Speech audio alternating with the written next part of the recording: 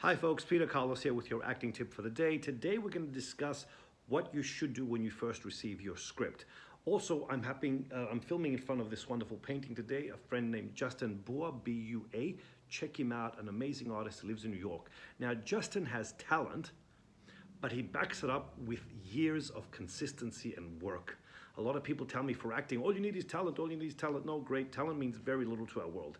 Without the years of work and consistency and application, this means nothing. He wouldn't be where he is today. So I want you all to change the way you think about your craft. It's a skill, it's a craft, master it. It's not just going to happen with you being charming and, talented, okay? Get out of that mindset, you'll get a lot further. Now, most people when they receive their scripts, apart from reading it, the next thing they do is they circle their name, and then this is where the difference happens. 80%, at least 80% of the actors out there sit there. Let's go with this scenario. Someone earlier this week had an audition. It was a young girl. She comes home. She finds her dog dead in the kitchen. That was the audition, right? So most people, if that was the script, they would sit there, they would circle that, and then they'd say, think of the dog. Cry. I've seen people do that. Find dog dead in the kitchen. So they think, let's call the dog Fluffy, all right? Think of Fluffy, and then cry. And then they sit there and all they do is memorize the lines and try and give some kind of emotion. That's what most people do. Now, here's another way, and it's gonna take your work to a whole other level. Yes, it's fine to read the script, obviously, and it's fine to highlight your lines any way you like. Now, I want you to take all the scenes in your script and do them without the lines. Now, it's not enough to think about these things. And I'm not here to sell you any classes, but this is what we teach at the class, at the Actors Lab or online. We have a lovely online class now because of COVID-19. I think it's called, what's it called? The Method 2.0 with Peter Carlos or something like that. Once again, please understand, I don't care where you study, but if you just hear me talk about these things and don't practice them, it's not a skill. Justin can tell me how he made this painting, but if I don't take a pen or paint or whatever he uses and practice for years, I won't come up with that result. So why people think it's different with acting, if I tell you how to do it and you do it once, it doesn't make you a craftsman. That's what I'm saying. I don't care where you go, study somewhere, practice at home consistently. Then what I tell you today will actually have some kind of result for you. So what I want you to do is take your scene, and first of all, like I tell people all the time, I want you to create your ingredients. Create your ingredients. Here's what I mean by that. Right now, this particular scene takes place in a kitchen, and you need a dog. Now, I want you to take time to make the kitchen area personal and private. It's your kitchen. You can do this sensorially if there's no film set there. You can touch the counter. You can put a lovely photograph of you and the dog on the imaginary counter because that's what feeds you, right? And then what you need to do is to create the dog. Now the dog is found on the ground. We can create him here so you all can see it. I need to touch and create the dog. So it's there. When I touch here, I think of my dog. Okay? Now, if you don't have a dog, you can use whatever you like. As I've shared with you many times while I'm filming this, my father passed away literally 6 months ago. So for me as an actor, to imagine a dog, it's not a strong enough choice, but to imagine my dad.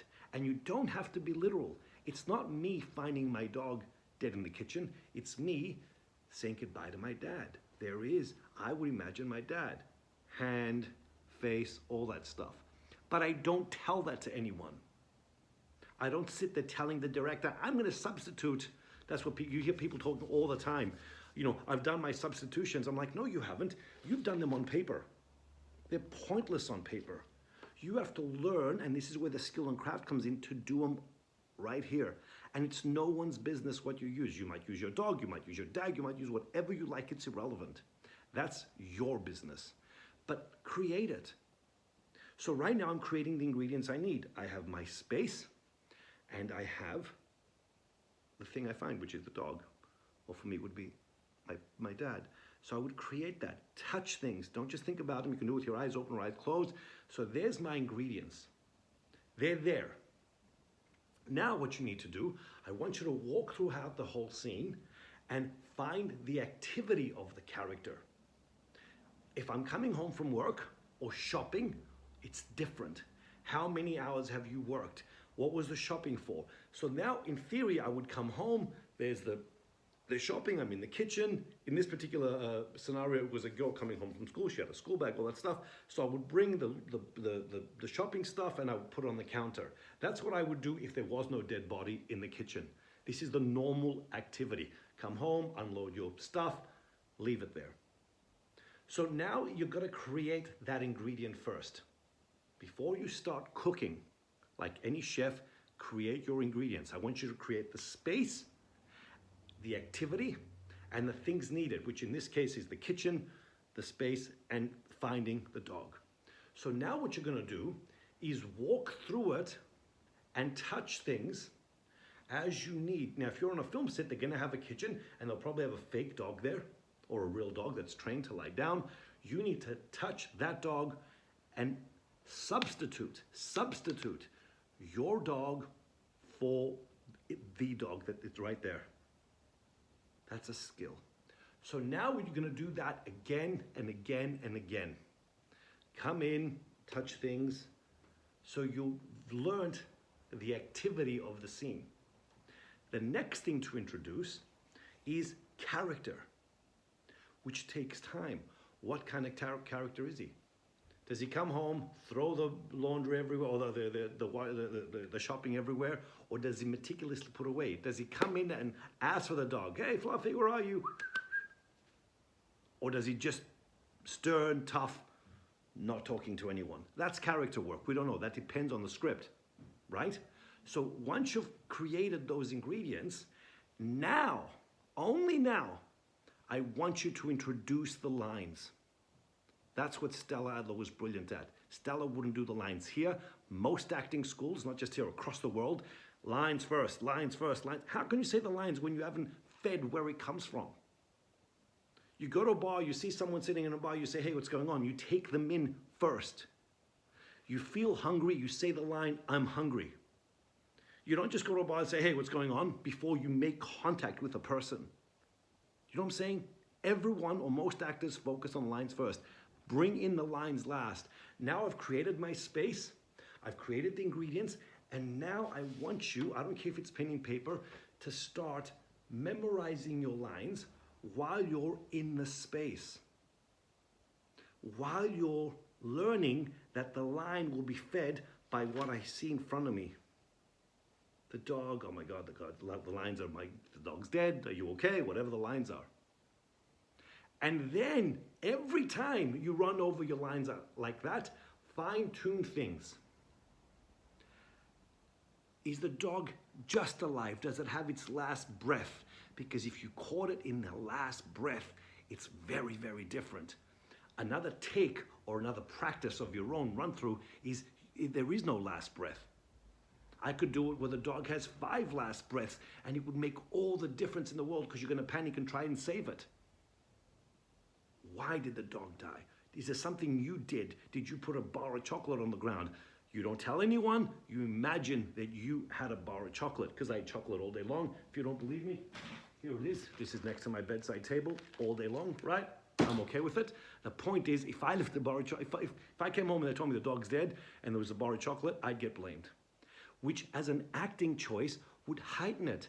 It would hurt more. It's not enough to stab, you've got to learn to stab and twist the knife. That would hurt more.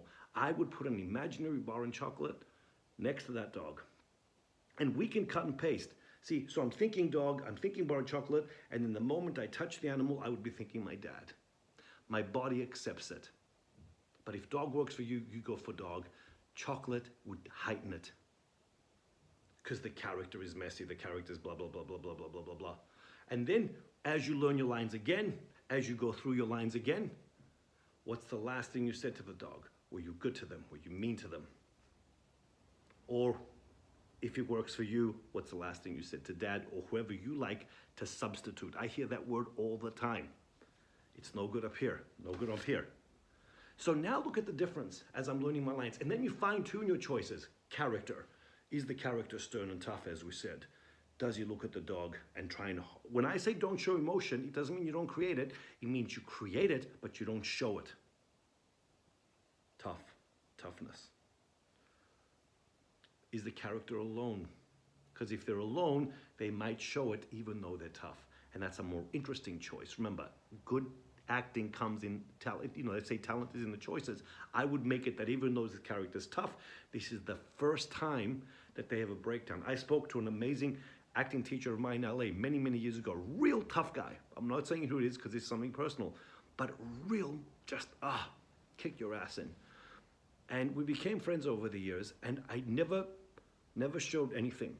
One day I called him up from his house and he was breaking down. I haven't heard him breaking down.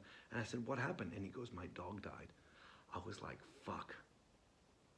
This man never moved. But that day I called him, his dog died. He was a broken man. So I would make a choice no matter how tough my character is. The dog died, he's alone, time to let it out, because that's what he would do.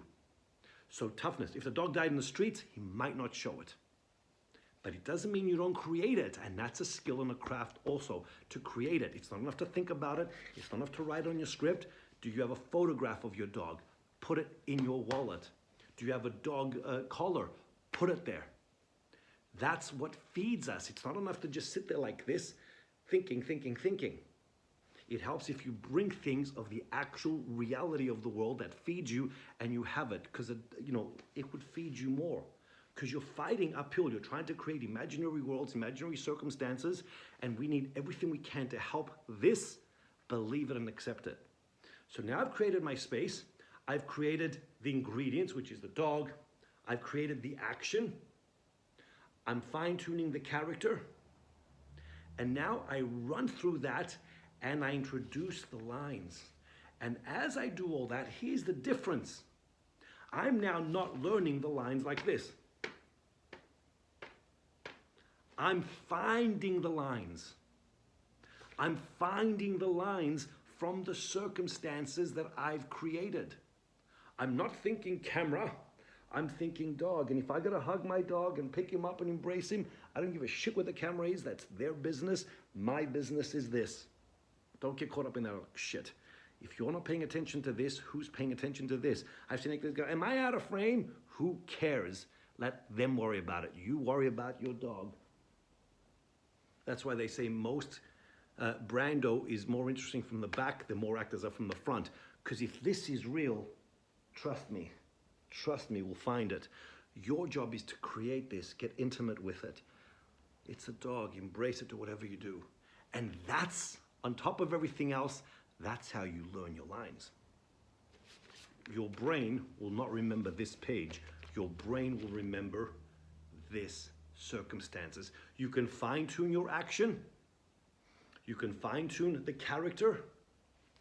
You can fine-tune when you drop the bag, all that kind of stuff. You can negotiate that with the director, right? But at the end of the day, it's you saying goodbye to the dog, or whatever you substitute for that. So all these things are fine to write on your script, but you've got to layer it now in your work. And as I tell people, guess what happens now? You'll never forget your lines. Because you're not sitting there going, what's the next line? What's the next line? The next line is fed by you. And if you forget your lines, just sit there and say goodbye to the dog, because that's priceless on camera. It's not this, oh, what's the line? I forgot it. No, say goodbye to your dog. Even if there's no lines, say goodbye to the dog. Until the director says cut, you are just sitting there with a dog. That's acting at a whole other level. Most directors, most casting agents, I'm not saying they don't understand it, they understand it, but it's not their job. That's your job. And once you create this, you can still be in it. And if they say move a bit, turn your neck at this, look this way, I'm still here. I've still created the dog and the imaginary ingredients and all that stuff. I'm still here. I'm not here in the technical world. So, really quick overlap. Create the place, add things in the place that feed you, like photos of the dog and all that kind of stuff. Bring in actual things that feed you as an actor.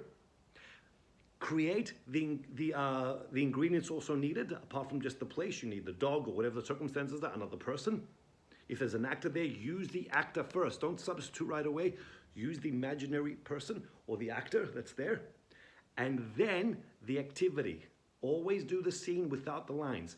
What's your character doing in the circumstances of the script? The action, you come home, you take your bag off, whatever you do.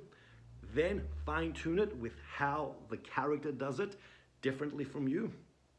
And then finally, add the lines. It will make your work stand out from most people who are just sitting there going blah, blah, blah, blah, blah, blah, blah, blah, blah, blah, blah, blah. Neck up, neck down.